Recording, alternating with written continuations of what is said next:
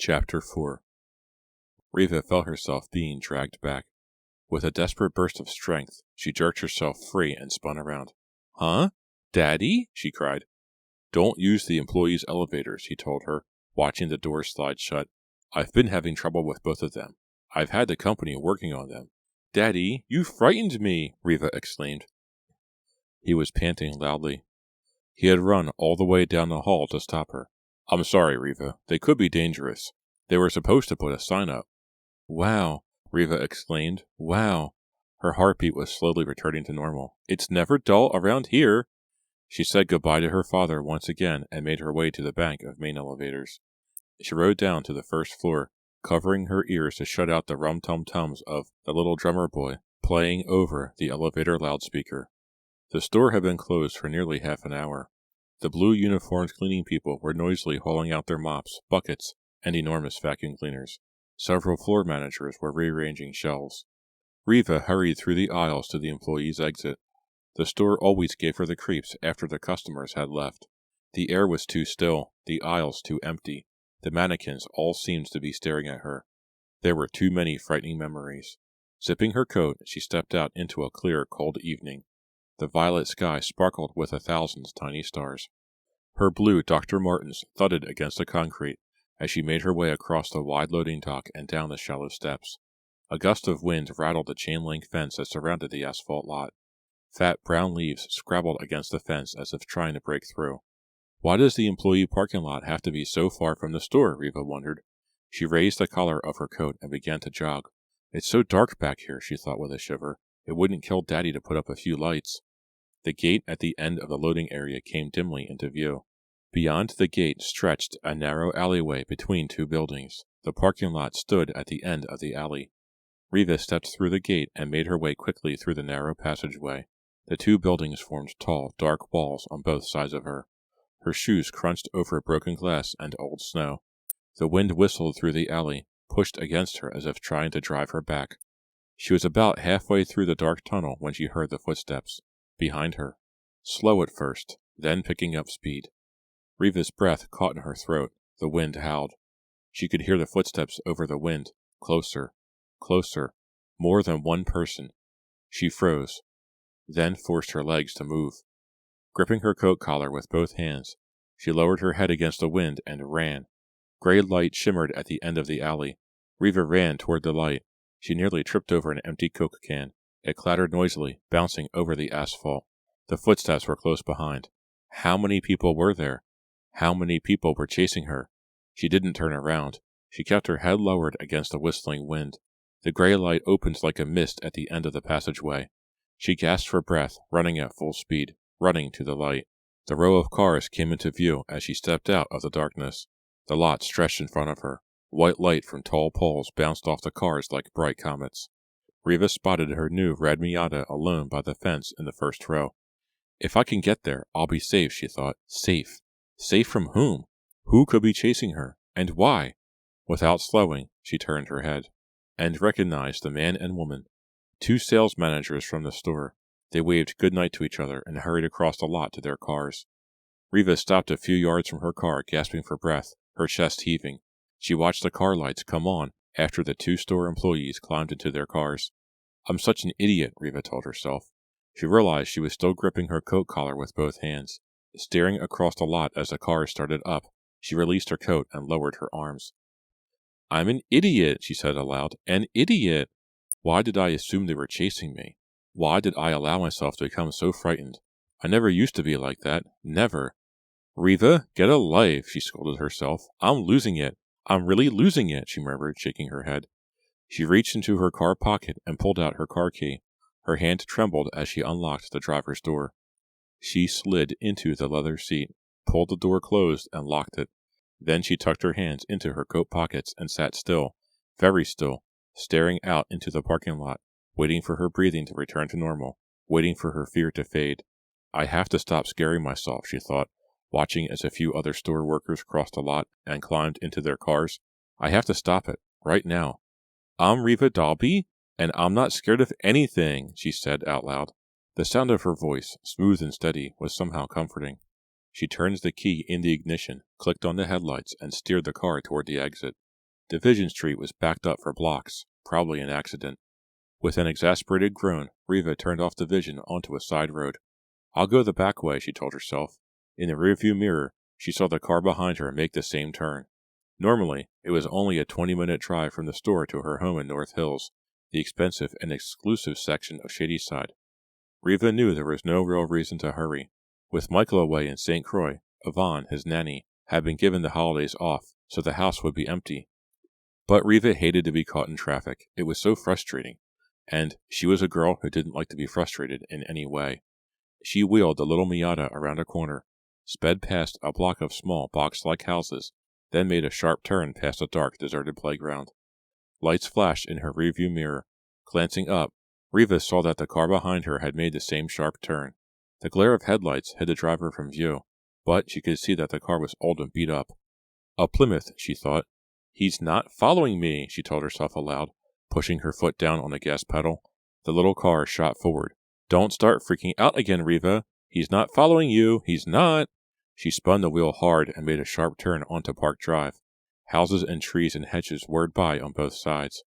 Riva studied the rearview mirror. Twin lights rolled across the back window. The Plymouth had turned too. I'm not imagining it. That car is following me, Riva realized with a shudder. But why? Chapter 5. I followed her, Press said. I followed her all the way home, just to see which way she went. Then I took off. He held the ketchup bottle over the hamburger and shook it hard. Then he held the bottle still, staring down at the plate as the ketchup puddled onto the meat. Like a little hamburger with your ketchup? Diane asked, shaking her head disapprovingly.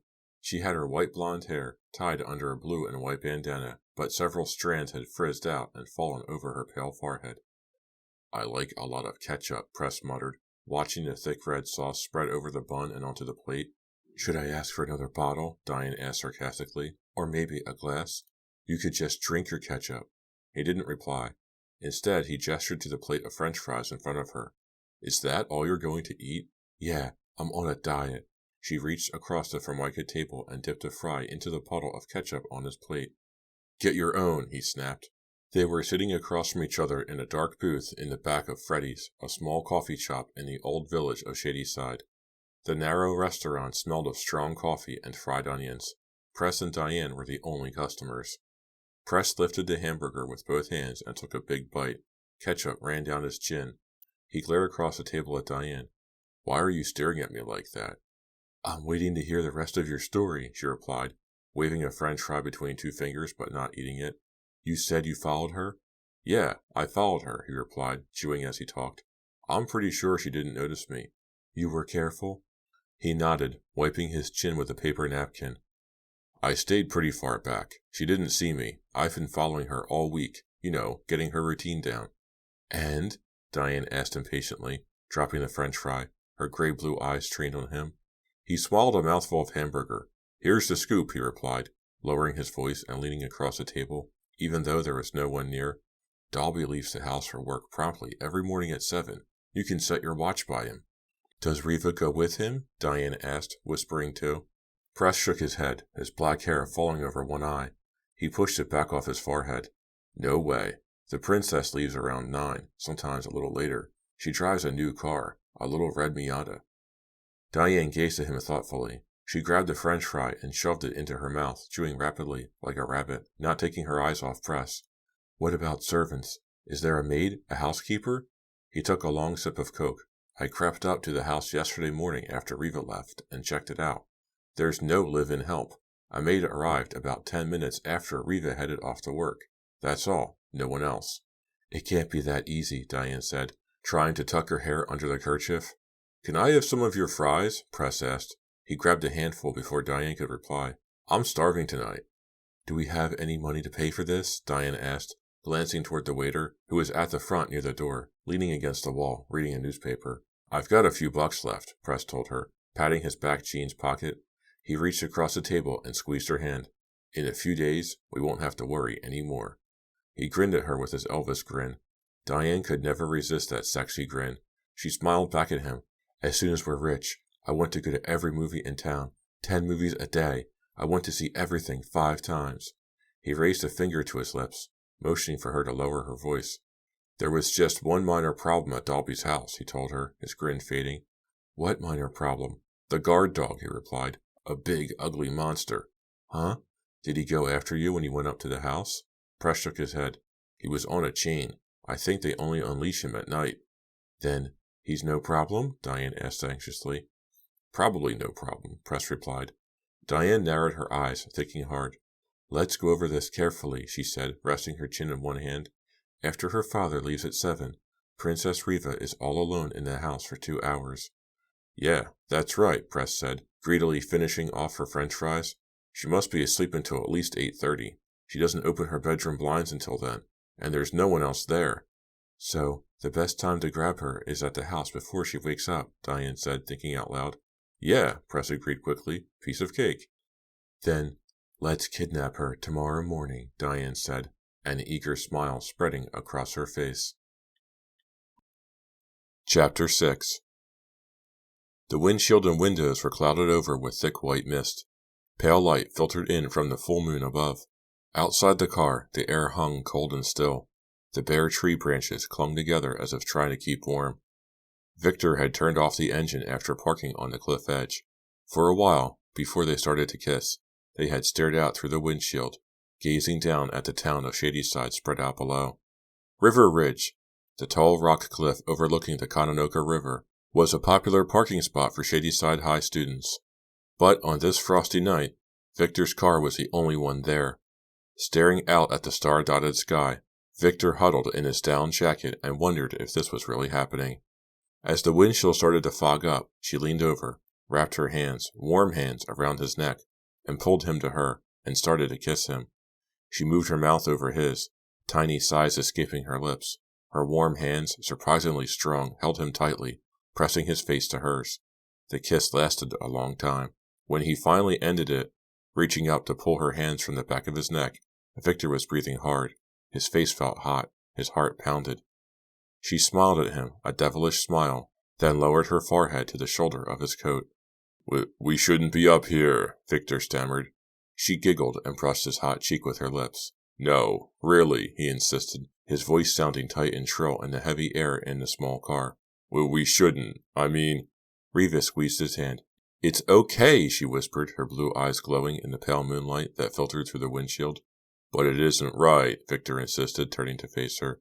Pam and I, we're serious about each other. Riva snickered. You're a serious guy, aren't you? She said teasingly.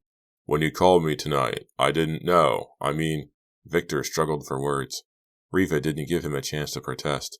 She reached up and pulled his head down to her again. Then she pressed her lips against his, hard, harder. She kissed him until she could barely breathe. He's so good-looking, she thought. I had to call him. I couldn't resist. She let her coppery hair fall over his face and kissed him again. Riva chuckled to herself.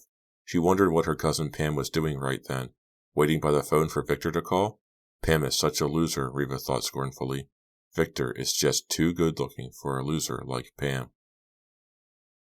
Diane gripped the steering wheel tightly in both cold hands. The heater still wasn't working. She glared at Press. Will you stop cracking your knuckles? She demanded shrilly. I thought you said you weren't nervous. Press gave the knuckles one more loud pop, then lowered his hands to his lap. I'm not nervous. I'm a little excited. I never kidnapped anyone before, you know. Neither have I, Diane replied sharply. So stop trying to drive me crazy. First you wouldn't stop tapping your foot. Now you're cracking your knuckles till I'm ready to scream. Press turned his gaze to the Dalby house at the top of the sloping lawn. Sorry, he muttered. Look, there goes Dalby. Press's beat-up Plymouth was parked at the curb 3 houses down, the engine running. From there, Press and Diane could see a corner of the Dalby's big stone house and the 3-car garage beside it.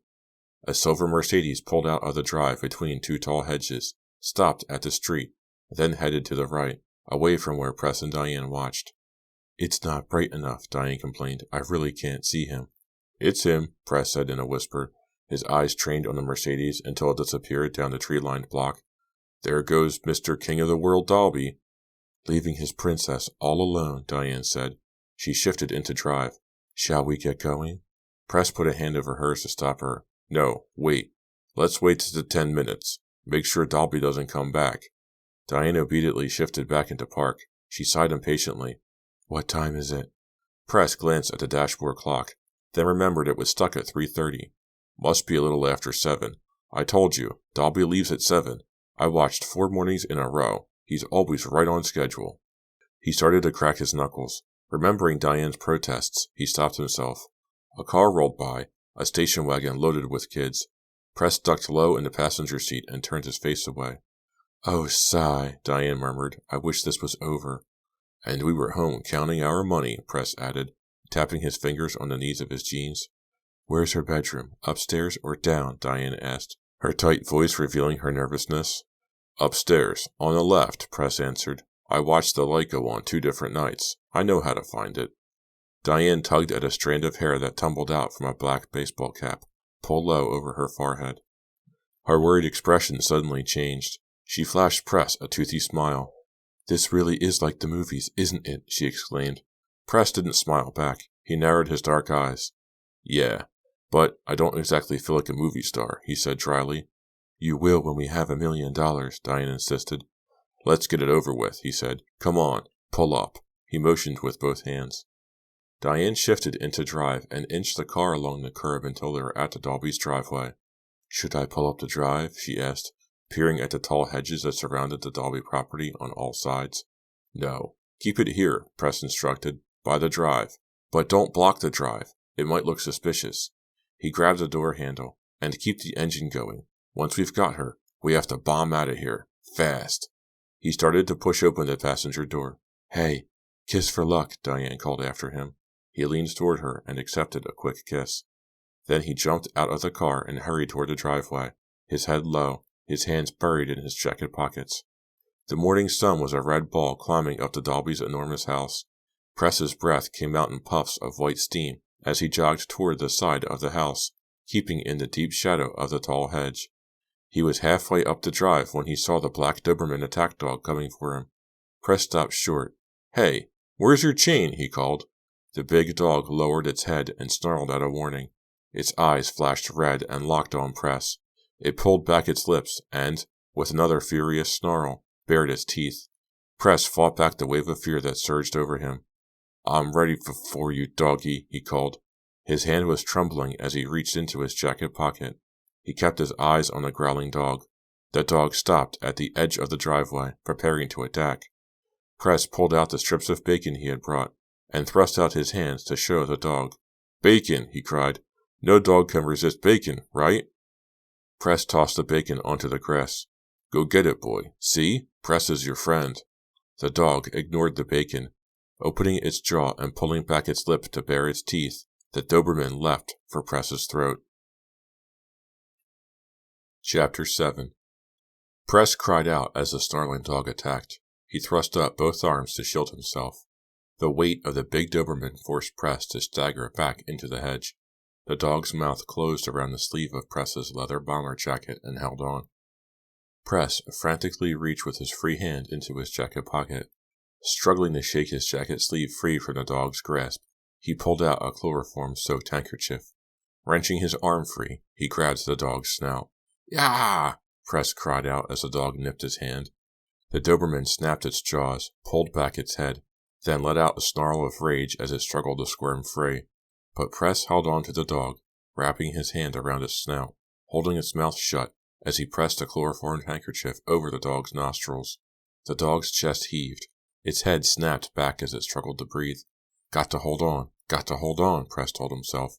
The animal's eyes glared angrily at Press. Its head twisted one way, then the other. Then the eyes closed. The struggle ended. The dog slumped heavily to the ground with a long groan. Press stepped back. Swallowing hard, he stared down at the dog. It lay stretched out on its side, its jaws open wide, breathing steadily, quietly. Press stuffed the chloroformed cloth back into his pocket and zipped the pocket shut. Always be prepared, he thought. That's my motto. He stood in the shade of the hedge for a moment, observing the unconscious dog, waiting for his own breathing to return to normal. He touched the back pocket of his jeans, made sure the small pistol was still there. He could have used it on the dog, he knew. It would have been quicker, easier, but noisy. A pistol shot might have awakened Princess Riva, sleeping upstairs, and Press didn't want that. He wanted to save that pleasure for himself. Feeling a little better, his blood still pumping at his temples, Press examined the sleeve of his bomber jacket. Just a slight scratch, no big deal. With a last glance at the defeated guard dog, he quickly made his way around the side of the house to the back door. 2 of the 3 garage doors were open. He could see Riva's red Miata parked inside. Nice car, he thought, stopping at the back stoop to admire it for a moment. Maybe I'll get one of those with the ransom money. He snickered to himself. Maybe I'll get 2. First things first, he muttered to himself. He pulled the small silver pistol from his back pocket. Stepping up to the back door, he tapped the gun grip a few times against the pane of glass closest to the doorknob. The rising sun reflected in the window glass. The kitchen on the other side of the door lay mostly hidden in long shadows. Easy does it, Press muttered. He tapped the gun handle a few more times, testing the glass, testing his touch. He tapped it harder. Harder. He gave the window pane a hard hit. The glass cracked, then shattered, dropping onto the kitchen floor. Press reached inside the window, fumbled around till he found the lock, and turned it. A second later, he was standing in the kitchen. Wow, he whispered to himself, glancing around quickly. The kitchen was bigger than his entire apartment, bigger than some houses he'd been in. Look at that, he marveled. 2 refrigerators. How much can people eat? He forced himself to stop sightseeing. Taking a deep breath, the pistol still clenched in his hand, he made his way to the front hall. The dark carpet was thick and plush. His sneakers sank into it. His footsteps were silent. The hall stretched on endlessly. Big oil paintings covered the walls on both sides. Press glanced into the living room, still filled with the same delicate antique furniture. He paused at the bottom of the carpeted stairway, leaning against the smooth polished wood banister. He listened. Silence. Beautiful silence. He was all alone in Dalby Land. Just me and Riva, he thought, gazing up at the steep stairway. This is going to be a piece of cake. Piece of cake. Holding the pistol at his waist, he started up the stairs to Riva's room. Chapter 8. Where is he? Diane asked herself, leaning over the steering wheel, trying to see up to the Dalby's house. What's taking Press so long? She had the engine running and the heater on full blast, even though it didn't do any good. Diane still felt cold all over. Her throat ached, suddenly dry as cotton. Press, where are you? Press had instructed her not to move, but she decided she had to have a better view. She shoved the gear shift into drive and inched the car forward until she could see up the long driveway. Hurry, hurry, Press. What was that dark lump by the side of the driveway? At first, Diane thought it was some kind of black plastic garbage bag. Squinting through the passenger window, she saw it was a dog. Press must have had to use the chloroform, she realized. Diane was still staring at the unmoving dog when she heard the sirens. Her hand trembling, she rolled down the window to hear better. The sirens were a faint wail on the still air. Far away, Diane realized. She held her breath, listening hard. The sirens were getting louder, closer. Police sirens. They're coming here. To the Dalby's house, Diane told herself. Press must have tripped some kind of burglar alarm. A chill of fear made Diane shudder. She rolled up the window, but the sour wail of the sirens lingered in her ears. She gazed up the long drive to the house. The red sun was up to the roof now, the house bathed in early morning light. Press? Where are you? Press? Please, get out of there. The sirens grew louder. Diane's panic began to constrict her breathing. Press had been inside for only a few minutes, but she was losing all sense of time. She pressed down on the gas pedal, and the engine responded with a roar. She shifted into drive. Press? I don't want to leave you here, she thought, staring frantically at the house. I don't want to leave you here. But if the police are coming, I have no choice. She squeezed the wheel in her icy hands. If the police come, I'm out of here, she cried aloud. She leaned against the wheel, every muscle in her body tensed, listening as the sirens droned closer. Press crept along the endless upstairs hall, his sneakers sinking into the thick white carpet. Yellow morning sunlight poured in from a skylight overhead. So many rooms, Press thought, shaking his head. He'd never been up here. He peeked into an open doorway. A king-size bed, unmade, a satiny quilt half on the floor, silky sheets crumpled over it, stood on a diagonal in the center of the room. Dark bookshelves lined one wall from floor to ceiling. A low, sleek dresser stood against the opposite wall with an enormous mirror above it. A widescreen TV was perched on a cabinet across from the bed. This must be the master bedroom, Press realized. He couldn't resist spying. He took a cautious step into the room, his eyes darting around, taking in everything. Beyond the bedroom, the light had been left on in an enormous bathroom. Through the bathroom doorway, Press could see a jacuzzi. I'll get one of those when I'm a millionaire, he thought. I'll have a big house like this one, with 100 rooms with carpet as soft as a feather bed. And I'll buy a pinball machine. 2 pinball machines. No, a whole room full of pinball machines. He backed out of Robert Dalby's bedroom, suddenly remembering his mission. First, I have to get Riva.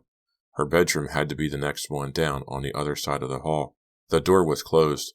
Silently, his heart beginning to pound, Press made his way across the hall. His shadow, cast by the skylight overhead, fell over Riva's door. Press took a deep breath. Then, raising the pistol, he turned the knob and pushed open Riva's bedroom door. "Good morning," he called. Chapter 9. Diane was so frightened she felt like screaming. Her impulse was to honk the horn, to signal Press that he had to get out of there. What's keeping him? What's keeping him? Couldn't he find Riva's room?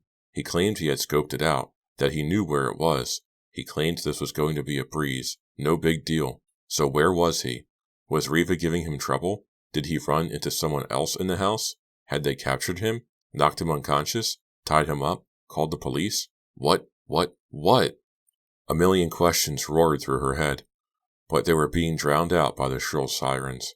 Closer. Closer. It's the police, Diane knew, and they're only a few blocks away. Press set off an alarm. I've got to get out of here. But how can I leave him? She rolled down the window, the sound of the sirens growing even louder. She stuck her head out and stared up the driveway. Press. Please hurry. Please. We're going to be caught. Can't you hear the sirens? We're going to be caught. Good morning, Press stammered in a high, tight voice he didn't recognize. He stepped into Riva's bedroom and stared at the bed. The empty bed. The pillow lay on the floor. The blankets had been tossed in a heap on the floor. White and red striped pajamas were balled up in a corner of the bed. Press took in the empty room, his mouth hanging open. Stunned, he froze, still as a statue. He stared hard, as if staring would make her appear, as if he were only imagining that the bedroom was empty. Hey! The sound of his own voice snapped him back to reality. Hey! Then he heard the sirens. The bedroom window was open just a crack. The flimsy white curtains fluttered gently. The rise and fall of the shrill sirens floated in through the window. Sirens? So close? Oh wow, Press uttered. He realized instantly what had happened. He must have set off a silent burglar alarm when he broke the window and back. A burglar alarm hooked up to the Shadyside police. Now they were on their way, almost here judging by the sirens. And there he stood, staring at an empty, unmade bed. Ah! A roar of anger and frustration burst from his chest. Riva, where are you? He screamed. Then, gaining control, he turned and ran from the room, into the long, sunny hall, his sneakers padding over the thick white carpet, his shadow fleeing just ahead of him. Past Dalby's luxurious bedroom, to the shiny banistered stairway. Riva, where are you? Where did you go? How did you escape? How did you mess up my plans? Down the stairs, 2 at a time, leaning on the sleek banister, the pistol still in his hand. The front hallway a blur of green and brown, the front door his only obstacle to escape. Press fumbled with the chain. The sirens sounded as if they were right outside. In the driveway? No, please no.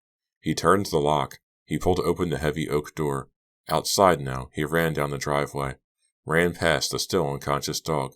Ran so fast his chest felt about to burst. Diane! He called her name as he pulled open the passenger door and dived into the seat. The sirens were so loud now, so loud and close, just around the corner. Diane, go! But Riva... She gaped at him, her features twisted in confusion. Just drive, he screamed. Go! Okay, Press. Diane grabbed the wheel with both hands, leaned forward, stepped on the gas, and the car stalled out.